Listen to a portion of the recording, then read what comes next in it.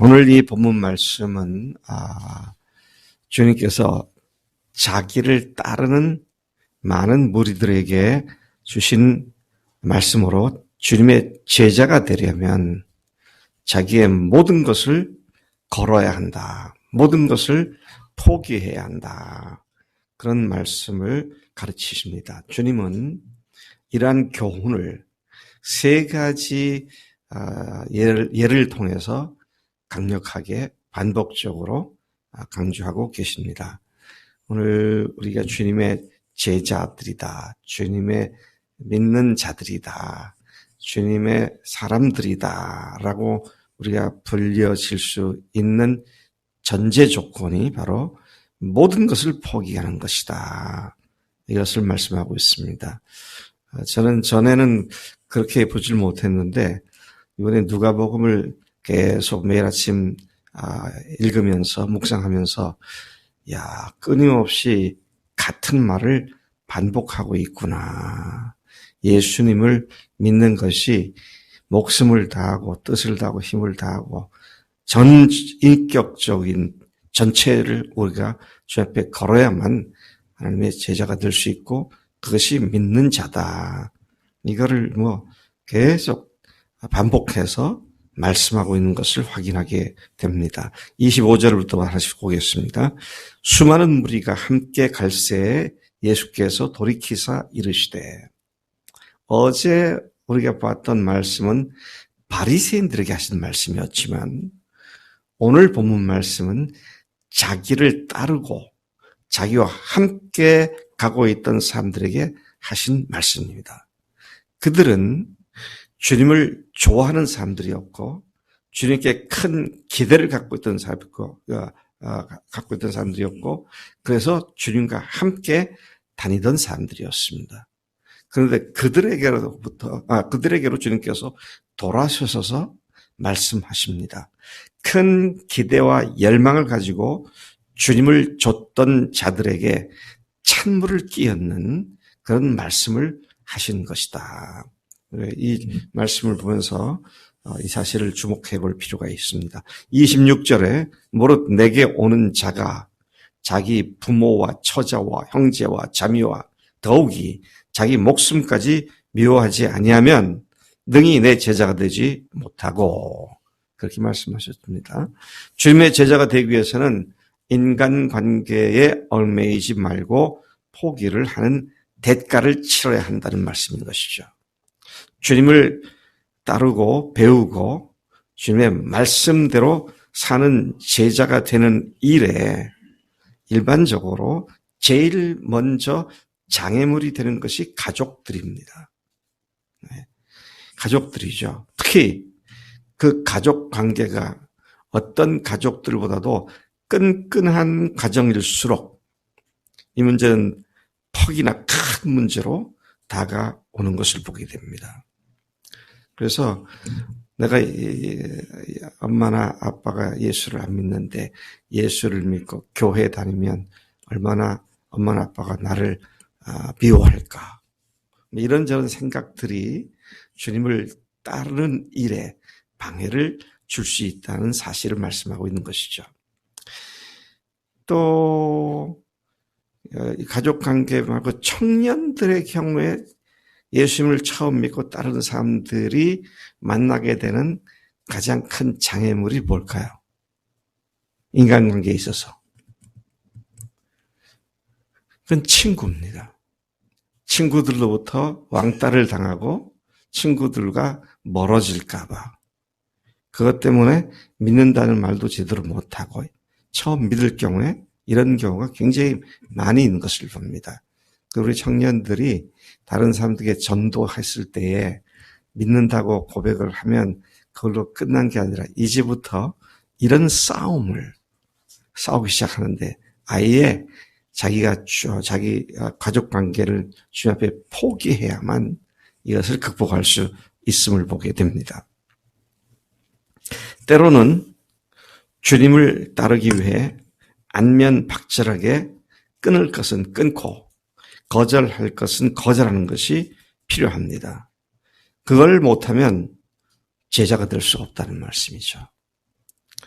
그런데 사실은 앞에 가족, 친구 뭐 이런 것 문제가 되지만 더 큰 문제는 자기를 포기하지 못하는 겁니다. 네. 그건 외부적인 문제가 아니라 내적인 문제죠. 자기가 포기되지 않으면 문제는 심각해집니다. 자기를 얽매는 자기의 삶의 이상, 자기의 자기의 가치관, 자기가 정해놓은 어떤 원칙, 자기 성깔, 이런 모든 것들이 주님을 따르는데 문제가 될 수 있습니다. 그래서 주님께서는 계속해서 자기 목숨까지 미워하지 않으면 나의 제자가 될 수 없다. 그렇게 말씀을 하고 계시죠. 그냥 나의 제자가 될 수 없다가 아니라 능히 내 제자가 되지 못하고, 이걸 뒤에서도 보면 같은 말이 27절에 또 나오죠. 능히 내 제자가 되지 못하리라. 결코 될 수 없다는 얘기입니다. 이거 포기 안 하면 결코 못 된다는 얘기예요. 이거 포기하지 않고 이것도 갖고 있고 주님도 잘 믿고 양손에 떡을 줄 수가 없다는 말씀인 것이죠. 자, 그런 의미에서 주님을 믿는 길은 외길이지 이중 삼중의 길이 아니다. 이 사실을 우리가 분명히 알아야 하겠죠. 27절에 보니까 누구든지 자기 십자가를 지고 나를 따르지 않는 자도 능히 내 제자가 되지 못하리라 그랬습니다. 자기 십자가, 그래 보통 십자가 하면은 자기가 감당해야 할 사명입니다. 자기가 감당할 사명, 그것을 위해서 대가로 필요한 대가를 기꺼이 지불할 수 있으려는 마음이 없으면 제자가 될 수 없다. 이러한 대가 지불을 하지 않는 자에 대해서도 능히 내 제자가 되지 못하리라 그러셨죠. 제자로 불리는 자는 누굽니까? 누가 제자입니까? 특별히 소명을 받은 목사나 전도사나 선교사나 풀타임 사역자, 전임 사역자, 이런 사람들이 아니라 부활하신 예수님을 주님으로, 하나님으로 믿고 그분의 말씀대로 순종하며 살겠다고 자기 주인을 바꾼 결단을 한 모든 사람들을 일컬어서 제자라고 말을 합니다. 오늘 우리들이 갖고 있는 개념은 조금 반대가 되어 있죠. 예수 믿는 그리스도인들 중에 특별 훈련을 받으면 제자가 된다. 자, 이런 개념이 많이 자리 잡고 있는데 성경은 반대로 말하고 있습니다. 처음 예수 믿는 사람들을 그때는 제자들이다 그랬어요. 그 제자들이 믿음이 성장하고 삶이 변하니까 주변 사람들이 아니 뭐야? 저 사람들이 그리스도야? 그리스도 비슷하네? 그리스도 냄새 나네? 그래서 그리스도쟁이들이다. 그리스도인들이다. 그렇게 별명으로 붙여진 것이 그리스도인입니다. 그러니까 원래 처음 예수 믿을 때 믿는 자들을 제자들이다. 그렇게 불렀죠. 바울이 예수님을 만나고 아라비아로 가서 3년 지내다가 자기 고향 터키, 오늘 터키 동남부에 있는 다소로 돌아가서 초야에 묻혀 지내고 있을 때에 예루살렘의 사도들과 거의 같은 권위에 있었던 바나바가 안디옥 교회로 올라갔습니다. 안디옥 교회로 올라가서 거기서 그다지 멀지 않은 다소로 사울을 찾아갔죠. 그래서 그를 초청해서 안디옥 교회에 사울이 도착을 했습니다. 자, 이것이 이제 사울의 이름이 끝나고 이름이 변화돼서 바울이 된 시작점이죠. 안디옥 교회에서 그가 사역을 시작했는데 어떤 사역을 했습니까?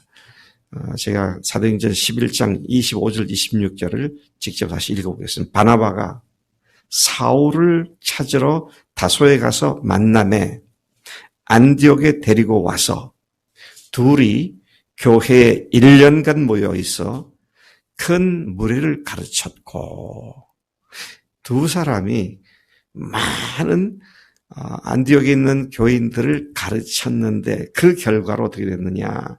제자들이 안디옥에서 비로소 그리스도인이라 일컬음을 받게 되었더라. 제자가 영적으로 성장하니까 그리스도인이 되었다. 성경이 그렇게 말씀하고 있는 것입니다.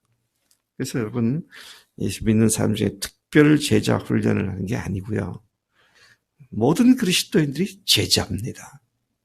그래서 지난 주일부터 우리 남자 장년, 60대 장년들이 제자 훈련 총서를 가지고 성경 공부하기 시작했습니다. 오늘 화요일 저녁에 또 누구에게나 개방된 제자 훈련 총서, 제자 훈련 총서 성경 공부를 다시 시작합니다. 그거는 여러분들이 아직 제자가 안 됐으니까 이제 한 단계 높이기 위해서 하는 게 아니라 그리스도인이면 누구나 해야 할 일이기 때문에. 누구나 해야 할 일이기 때문에. 그래서 우리가 제자가 그리스도인 되었다. 이 말이 굉장히 중요한 키워드가 되는 말씀이기도 합니다. 예수 제자가 되는 것은 뭘 필요로 한다고요? 인간관계를 포기하는 것을 필요로 합니다. 세상을 포기하는 것을 말하는 것이죠. 자기의 소속을 아예 이 세상이 아니라 하늘나라에 소속된 자로 완전히 자신을 옮기는 것이 필요한 것이죠. 자기가 주인된 상태에서, 자기가 주인된 것을 포기하지 않은 상태에서 제자가 되는 흉내를 내는 사람은 어떤 사람이냐? 마치 맛을 잃은 송과 같아서 땅에도 걸음에도 쓸데없어 내버려진다고 주님은 단호하게 말씀하셨습니다. 그러니까 제자가 되려면 제대로 된 똑바로 된 제자가 되라. 지금 그 말씀하시죠. 34절 소금이 좋은 것이나 소금도 만일 그 맛을 잃으면 무엇으로 짜게 하겠느냐. 땅에도 걸음에도 쓸데없어 내버리느니라. 우리가 같은 말씀을 맛을 잃은 소금에 대한 말씀을 하는 다른 복음서에 보면 뭐라고 하면 되나? 아무짝에 써서 길에 벌펴 밟힐 뿐이다. 그렇게 세상에 버려져서 짓밟힘을 당한다. 이런 말씀을 하시기도 했습니다. 걸음에도 쓸데없어 내버리느니라. 들을 귀가 있는 자는 들을지어다. 그렇게 말씀하셨습니다. 예수 제자의 삶은 도가 아닌 모의 삶입니다. 도가 아닙니다. 도 아니면 뭐 아니에요. 도가 아닌 모의 삶입니다. 그렇기 때문에 우리가 올인한 그리스도인의 삶을 살 때 예수 제자가 능히 될 수 있다. 이런 말씀을 하시는 것을 보게 됩니다. 오늘 이렇게 우리 속에 적당히 믿어. 너 정도 믿으면 잘 믿는 거야.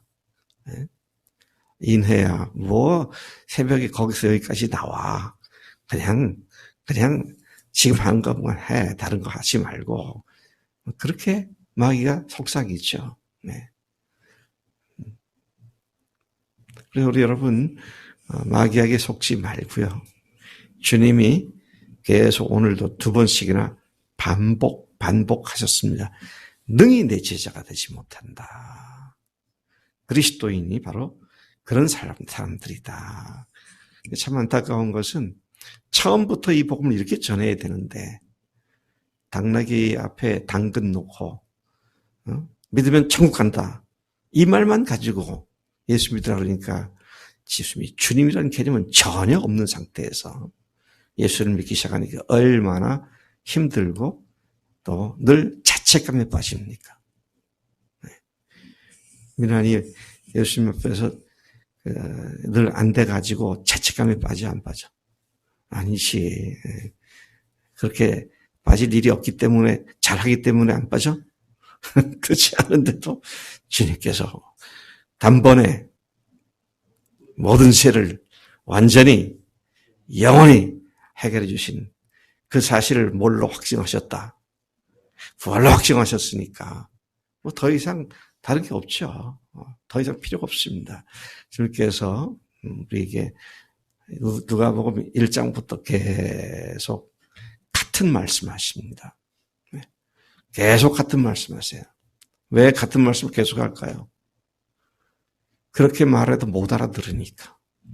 우리가 똑바로 주님 앞에서 복음 앞에 서면 어떤 분들은 목사님 이제 그 말씀 그만하시죠. 우리가 그렇게 삽니다. 그런 마음도 가질 겁니다. 근데 나만 그래서는 안 되고 다 그래야 되니까 이 말씀을 계속 이 말씀을 묵상하게 되는 것이죠.